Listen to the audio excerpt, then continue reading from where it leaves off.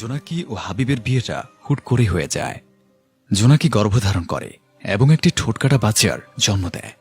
আর এর ফলে জোনাকির জীবনে নেমে আসে চরম লাঞ্ছনা, অপমান।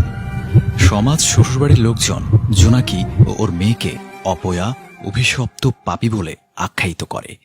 জোনাকির জীবনে শুরু হয় নতুন এক লড়াই। এমন প্রতিকূল পরিস্থিতিতে হাবিব কি থাকবে জোনাকির পাশে, নাকি হাবিবও জোনাকিকে অপয়া, অভিশপ্ত, পাপী সাব্যস্ত করে জোনাকিকে ত্যাগ করে চলে যাবে?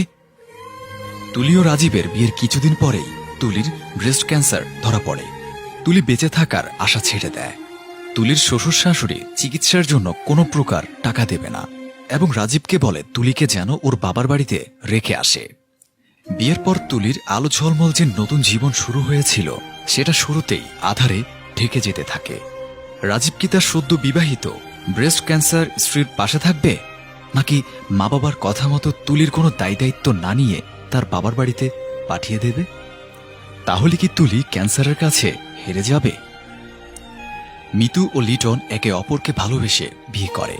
মিতুর গর্ভে সন্তান আসলে কোনো এক কারণে মিতু অ্যাবর্শন করে, আর এর ফলে মিতুর মা হবার ক্ষমতা চিরদিনের জন্য হারিয়ে যায়।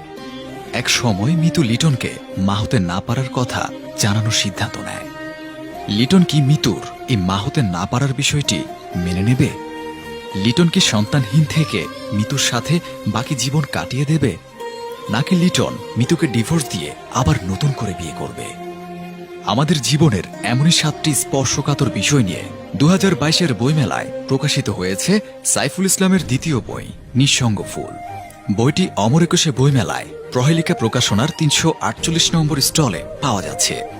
এছাড়া রকমারি থেকে দেশের যে কোনো জায়গা থেকে নিঃসঙ্গ ফুল অর্ডার করতে পারবেন।